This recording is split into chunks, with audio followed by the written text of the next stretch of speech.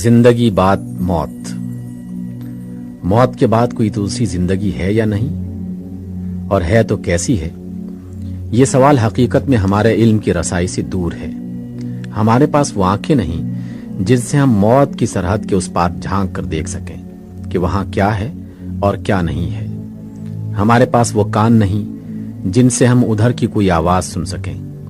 ہم کوئی ایسا آلہ بھی نہیں رکھتے جس کے ذریعے سے تحقیق کے ساتھ معلوم کیا جا سکے کہ ادھر کچھ ہے یا کچھ نہیں ہے۔ لہٰذا جہاں تک سائنس کا تعلق ہے، یہ سوال اس کے دائرے سے قطعی خارج ہے۔ جو شخص سائنس کا نام لے کر کہتا ہے کہ موت کے بعد کوئی زندگی نہیں ہے، وہ بالکل ایک غیر سائنٹیفک بات کہتا ہے۔ سائنس کی روح سے نہ تو یہ کہا جا سکتا ہے کہ کوئی زندگی ہے اور نہ یہ کہ کوئی زندگی نہیں ہے۔ جب تک ہم کوئی یقینی ذریعہ علم نہیں پاتے، کم از کم اس وقت تک تو صحیح سائنٹیفک رویہ یہی ہو سکتا ہے کہ ہم زندگی بعد موت کا انکار کریں، نہ اقرار۔ مگر کیا عملی زندگی میں ہم اس سائنٹیفک رویے کو نبھا سکتے ہیں؟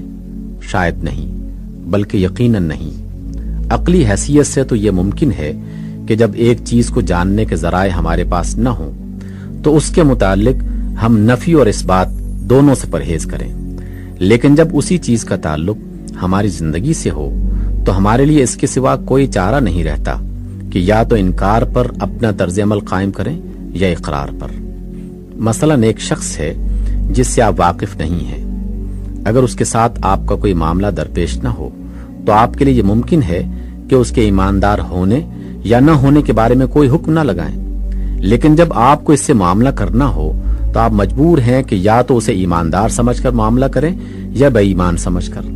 اپنے ذہن میں آپ ضرور یہ خیال کر سکتے ہیں کہ جب تک اس کا ایماندار ہونا یا نہ ہونا ثابت نہ ہو جائے، اس وقت تک ہم شک کے ساتھ معاملہ کریں گے، مگر اس کی ایمانداری کو مشکوک سمجھتے ہوئے جو معاملہ آپ کریں گے عملاً اس کی صورت وہی ہوگی جو اس کی ایمانداری کا انکار کرنے کی صورت میں ہو سکتی تھی۔ لہٰذا فی الواقع انکار اور اقرار کے درمیان شک کی حالت صرف ذہن ہی میں ہو سکتی ہے۔ عملی رویہ کبھی شک پر قائم نہیں ہو سکتا، اس کے لیے تو اقرار یا انکار بہرحال ناگزیر ہے۔ یہ بات تھوڑے ہی غور و فکر سے آپ کی سمجھ میں آ سکتی ہے کہ زندگی بعد موت کا سوال محض ایک فلسفیانہ سوال نہیں ہے، بلکہ ہماری عملی زندگی سے اس کا بہت گہرا تعلق ہے۔ دراصل ہمارے اخلاقی رویے کا سارا انحصار ہی اس سوال پر ہے۔ اگر میرا یہ خیال ہو کہ زندگی جو کچھ ہے یہی بس دنیاوی زندگی ہے، اس کے بعد کوئی دوسری زندگی نہیں ہے، تو میرا اخلاقی رویہ ایک طرح کا ہوگا۔ اور اگر میں یہ خیال کرتا ہوں کہ اس کے بعد ایک دوسری زندگی بھی ہے جس میں مجھے اپنے موجودہ زندگی کا حساب دینا ہوگا، اور وہاں میرا اچھا یا برا انجام میرے یہاں کے اعمال پر منحصر ہوگا، تو یقیناً میرا اخلاقی طرز عمل بالکل ایک دوسری ہی طرح کا ہوگا۔ اس کی مثال یوں سمجھیے جیسے ایک شخص یہ سمجھتے ہوئے سفر کر رہا ہو کہ اسے بس یہاں سے کراچی تک جانا ہے، اور کراچی پہنچ کر نہ صرف یہ کہ اس کا سفر ہمیشہ کے لیے ختم ہو جائے گا، بلکہ وہ وہاں پولیس اور عدالت اور ہر اس طاقت کی دسترس سے باہر ہوگا جو اس سے کسی قسم کی باز پرس کر سکتی ہو۔ اور اس کے برعکس ایک دوسرا شخص یہ سمجھتا ہے کہ یہاں سے کراچی تک تو اس کے سفر کی صرف ایک ہی منزل ہے، اس کے بعد اسے سمندر پار ایک ایسے ملک میں جانا ہوگا جہاں کا فرما روا وہی ہے جو پاکستان کا فرما روا ہے، اور اس کے دفتر میں میرے اس پورے کارنامے کا خفیہ ریکارڈ بھی موجود ہے جو میں نے پاکستان کے اس حصے میں انجام دیا ہے، اور وہاں میرے ریکارڈ کا جانچ کر فیصلہ کیا جائے گا کہ میں اپنے کام کے لحاظ سے کس درجے کا مستحق ہوں۔ آپ بآسانی اندازہ کر سکتے ہیں کہ ان دونوں شخصوں کا طرز عمل کس قدر ایک دوسرے سے مختلف ہوگا۔ پہلا شخص یہاں سے کراچی تک کے سفر کی تیاری کرے گا، اور دوسرے کی تیاری بعد کی طویل منزلوں کے لیے بھی ہوگی۔ پہلا شخص یہ سمجھے گا کہ نفع یا نقصان جو کچھ بھی ہے کراچی پہنچنے تک ہے، آگے کچھ نہیں، اور دوسرا یہ خیال کرے گا کہ اصل نفع و نقصان سفر کے پہلے مرحلے میں نہیں بلکہ آخری مرحلے میں ہے۔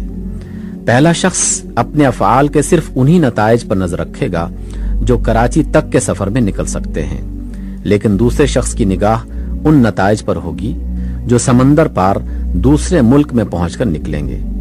ظاہر ہے کہ ان دونوں شخصوں کے طرز عمل کا یہ فرق براہ راست نتیجہ ہے ان کی اس رائے کا جو اپنے سفر کی نوعیت کے متعلق رکھتے ہیں۔ ٹھیک اسی طرح ہماری اخلاقی زندگی میں بھی وہ عقیدہ فیصلہ کن اثر رکھتا ہے جو ہم زندگی کے بعد موت کے بارے میں رکھتے ہیں۔ عمل کے میدان میں جو قدم بھی ہم اٹھائیں گے ان کی سمت کا تعین اس بات پر منحصر ہوگا کہ آیا ہم اسی زندگی کو پہلی اور آخری زندگی سمجھ کر کام کر رہے ہیں یا کسی بات کی زندگی اور اس کے نتائج کو ملحوظ رکھتے ہیں۔ پہلی صورت میں ہمارا قدم ایک سمت اٹھے گا اور دوسری صورت میں اس کی سمت بالکل مختلف ہوگی۔ اس سے معلوم ہوا کہ زندگی بعد موت کا سوال محض عقلی اور فلسفیانہ سوال نہیں ہے بلکہ عملی زندگی کا سوال ہے۔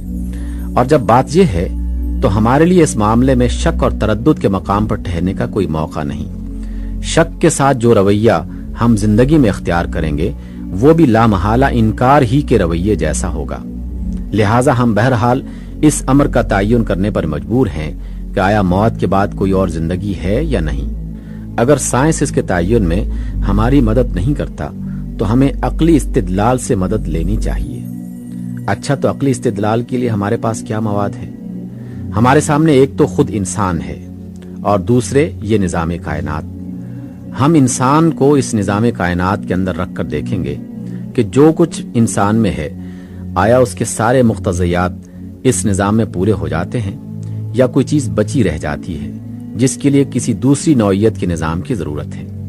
دیکھیے، انسان ایک تو جسم رکھتا ہے جو بہت سے معدنیات، نمکیات، پانی اور گیسوں کا مجموعہ ہے۔ اس کے جواب میں کائنات کے اندر بھی مٹی، پتھر، دھاتیں، نمک، گیسیں، دریا اور اس جنس کی دوسری چیزیں موجود ہیں۔ ان چیزوں کو کام کرنے کے لیے جتنے قوانین کی ضرورت ہے وہ سب کائنات کے اندر کار فرما ہیں، اور جس طرح وہ باہر کی فضا میں پہاڑوں، دریاؤں اور ہواؤں کو اپنے حصے کا کام پورا کرنے کا موقع دے رہے ہیں، اسی طرح انسانی جسم کو بھی ان قوانین کے تحت کام کرنے کا موقع حاصل ہے۔ پھر انسان ایک ایسا وجود ہے جو گرد و پیش کی چیزوں سے غذا لے کر بڑھتا اور نشو و نما حاصل کرتا ہے۔ اسی جنس کے درخت، پودے اور گھاس پھوس کائنات میں بھی موجود ہیں، اور وہ قوانین بھی یہاں پائے جاتے ہیں جو نشو و نما پانے والے اجسام کے لیے درکار ہیں۔ پھر انسان ایک زندہ وجود ہے جو اپنے ارادے سے حرکت کرتا ہے، اپنی غذا خود اپنی کوشش سے فراہم کرتا ہے، اپنے نفس کی آپ حفاظت کرتا ہے اور اپنی نوع کو باقی رکھنے کا انتظام کرتا ہے۔ کائنات میں اس جنس کی بھی دوسری بہت سی قسمیں پائی جاتی ہیں۔ خشکی، تری اور ہوا میں بے شمار حیوانات پائے جاتے ہیں، اور وہ قوانین بھی بتمام و کمال یہاں کار فرما ہیں جو ان زندہ ہستیوں کے پورے دائرے عمل پر حاوی ہونے کے لیے کافی ہیں۔ ان سب سے اوپر انسان ایک اور نوعیت کا وجود بھی رکھتا ہے جس کو ہم اخلاقی وجود کہتے ہیں۔ اس کے اندر نیکی اور بدی کا شعور ہے، نیک اور بد کی تمیز ہے، نیکی اور بدی کرنے کی قوت ہے، اور اس کی فطرت یہ مطالبہ کرتی ہے کہ نیکی کا اچھا اور بدی کا برا نتیجہ ظاہر ہو۔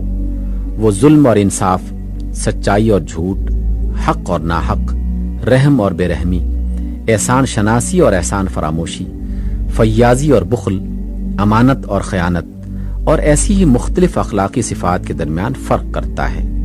یہ صفات عملاً اس کی زندگی میں پائی جاتی ہیں، اور یہ محض خیالی چیزیں نہیں ہیں بلکہ بالفعل ان کے اثرات انسانی تمدن پر مرتب ہوتے ہیں۔ لہٰذا انسان جس فطرت پر پیدا ہوا ہے اس کا شدت کے ساتھ تقاضا یہ ہے کہ جس طرح اس کے افعال کے طبعی نتائج رونما ہوتے ہیں اسی طرح اخلاقی نتائج بھی رونما ہوں۔ مگر نظام کائنات پر گہری نگاہ ڈال کر دیکھیے، کیا اس نظام میں انسانی افعال کے اخلاقی نتائج پوری طرح رونما ہو سکتے ہیں؟ میں آپ کو یقین دلاتا ہوں کہ یہاں اس کا امکان نہیں ہے، اس لیے کہ یہاں کم از کم ہمارے علم کی حد تک کوئی دوسری ایسی مخلوق نہیں پائی جاتی جو اخلاقی وجود رکھتی ہو۔ سارا نظام کائنات طبی قوانین کے ماتحت چل رہا ہے، اخلاقی قوانین اس میں کسی طرف کار فرما نظر نہیں آتے۔ ہاں، روپے میں وزن اور قیمت ہے، مگر سچائی میں نہ وزن ہے نہ قیمت۔ یہاں آم کی گٹلی سے ہمیشہ آم پیدا ہوتا ہے، مگر حق پرستی کا بیج بونے والوں پر کبھی پھولوں کی بارش ہوتی ہے اور کبھی بلکہ اکثر جوتیوں کی۔ یہاں مادی عناصر کے لیے مقرر قوانین ہیں جن کے مطابق ہمیشہ مقرر نتائج نکلتے ہیں، مگر اخلاقی عناصر کے لیے کوئی مقرر قانون نہیں ہے کہ ان کی فعلیت سے ہمیشہ مقرر نتیجہ نکل سکے۔ طبی قوانین کی فرما روائی کے سبب سے اخلاقی نتائج کبھی تو نکل ہی نہیں سکتے، کبھی نکلتے ہیں تو صرف اس حد تک کہ جس کی اجازت طبی قوانین دے دیں، اور بارہا ایسا بھی ہوتا ہے کہ اخلاق ایک فعل سے ایک نتیجہ نکلنے کا تقاضا کرتا ہے، مگر طبی قوانین کی مداخلت سے نتیجہ بالکل برعکس نکلتا ہے۔ انسان نے خود اپنے تمدنی اور سیاسی نظام کے ذریعے سے تھوڑی سی کوشش اس امر کی ہے کہ انسانی اعمال کے نتائج ایک مقرر ضابطے کے مطابق برآمد ہو سکیں، مگر یہ کوشش بہت محدود پیمانے پر ہے اور بے حد ناقص ہے۔ ایک طرف طبی قوانین اس کو محدود اور ناقص بناتے ہیں، اور دوسری طرف انسان کی اپنی بہت سی کمزوریاں اس نظام کے نقائص میں اور زیادہ اضافہ کر دیتی ہیں۔ میں اپنے مدعا کی توضیح چند مثالوں سے کروں گا۔ دیکھیے، ایک شخص اگر کسی دوسرے شخص کا دشمن ہو اور اس کے گھر میں آگ لگا دے تو اس کا گھر جل جائے گا۔ یہ اس کے فعل کا طبعی نتیجہ ہے۔ اس کا اخلاقی نتیجہ یہ ہونا چاہیے کہ اس شخص کو اتنی ہی سزا ملے جتنا اس نے ایک خاندان کو نقصان پہنچایا ہے، مگر اس نتیجے کا ظاہر ہونا اس بات پر موقوف ہے کہ آگ لگانے والے کا سراغ ملے، وہ پولیس کے ہاتھ آ سکے، اس پر جرم ثابت ہو، عدالت پوری طرح اندازہ کر سکے کہ آگ لگنے سے اس خاندان کو اور اس کی آئندہ نسلوں کو ٹھیک ٹھیک کتنا نقصان پہنچا ہے، اور پھر انصاف کے ساتھ اس مجرم کو اتنی ہی سزا دے۔ اگر ان شرطوں میں سے کوئی شرط بھی پوری نہ ہو تو اخلاقی نتیجہ یا تو بالکل ہی ظاہر نہ ہوگا یا اس کا صرف ایک تھوڑا سا حصہ ظاہر ہو کر رہ جائے گا، اور یہ بھی ممکن ہے کہ اپنے حریف کو برباد کر کے وہ شخص دنیا میں مزے سے پھولتا پھلتا رہے۔ اس سے بڑے پیمانے پر ایک اور مثال لیجئے۔ چند اشخاص اپنی قوم میں اثر پیدا کر لیتے ہیں اور ساری قوم ان کے کہنے پر چلنے لگتی ہے۔ اس پوزیشن سے فائدہ اٹھا کر وہ لوگوں میں قوم پرستی کا اشتعال اور ملک گیری کا جذبہ پیدا کرتے ہیں، گرد و پیش کی قوموں سے جنگ چھیڑ دیتے ہیں، لکھو کھا آدمیوں کو ہلاک کر دیتے ہیں، ملک کے ملک تباہ کر ڈالتے ہیں، اور کروڑوں انسانوں کو ذلیل اور پست زندگی بسر کرنے پر مجبور کرتے ہیں۔ انسانی تاریخ پر ان کی ان کارروائیوں کا ایسا زبردست اثر پڑتا ہے کہ جس کا سلسلہ آئندہ سینکڑوں برس تک پشت در پشت اور نسل در نسل پھیلتا چلا جائے گا۔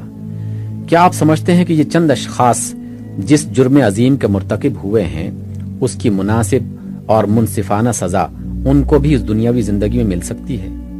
ظاہر ہے کہ اگر ان کی بوٹیاں بھی نوچ لی جائیں، اگر ان کو زندہ جلا ڈالا جائے یا کوئی اور سزا ایسی دی جائے جو انسان کے بس میں ہے، تب بھی کسی طرح وہ اس نقصان کے برابر سزا نہیں پا سکتے جو انہوں نے کروڑ ہا انسانوں کو اور ان کی آئندہ بے شمار نسلوں کو پہنچایا ہے۔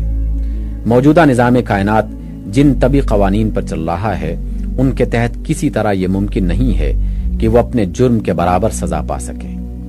اسی طرح ان نیک انسانوں کو لیجئے جنہوں نے نوع انسانی کو حق اور راستی کی تعلیم دی اور ہدایت کی روشنی دکھائی، جن کے فیض سے بے شمار انسانی نسلیں صدیوں سے فائدہ اٹھا رہی ہیں اور نامعلوم آئندہ کتنی صدیوں تک اٹھاتی چلی جائیں گی۔ کیا یہ ممکن ہے کہ ایسے لوگوں کی خدمات کا پورا صلہ ان کو دنیا میں مل سکے؟ کیا آپ تصور کر سکتے ہیں کہ موجودہ طبعی قوانین کی حدود کے اندر ایک شخص اپنے اس عمل کا پورا صلہ حاصل کر سکتا ہے کہ جس کا رد عمل اس کے مرنے کے بعد ہزاروں برس تک اور بے شمار انسانوں تک پھیل گیا ہو؟ جیسا کہ میں ابھی بیان کر چکا ہوں، اول تو موجودہ نظام کائنات جن قوانین پر چل رہا ہے ان کے اندر اتنی گنجائش ہی نہیں ہے کہ انسانی افعال کے اخلاقی نتائج پوری طرح مرتب ہو سکیں۔ دوسرے، جہاں چند سال کی زندگی میں انسان جو عمل بھی کرتا ہے اس کے رد عمل کا سلسلہ اتنا وسیع ہوتا ہے اور اتنی مدت تک جاری رہتا ہے کہ صرف اسی کے پورے نتائج وصول کرنے کے لیے ہزاروں بلکہ لاکھوں برس کی زندگی درکار ہے، اور موجودہ قوانین قدرت کے ماتحت انسان کو اتنی زندگی ملنی ناممکن ہے۔ اس سے معلوم ہوا کہ انسانی ہستی کے خاکی، عضوی اور حیوانی عناصر کے لیے تو موجودہ طبعی دنیا، فزیکل ورلڈ اور اس کے طبعی قوانین ہیں، مگر اس کے اخلاقی عنصر کے لیے یہ دنیا بالکل ناکافی ہے۔